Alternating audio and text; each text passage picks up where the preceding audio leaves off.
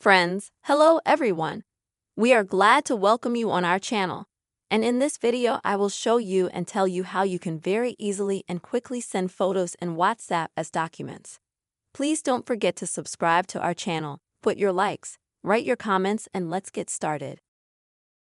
So, open the WhatsApp app on your mobile device, and then go to the Chats section at the bottom.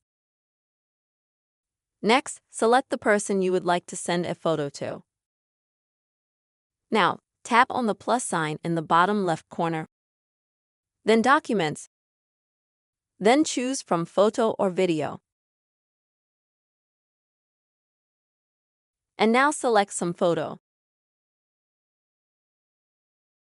In order to send it as a document. Then you can also add captions if you want to. And then click Send. And as you can see, in this way, the photo has been sent as a document. By sending the photo in this way, it will not lose its quality, as it might happen, for example, if you send the photo normally.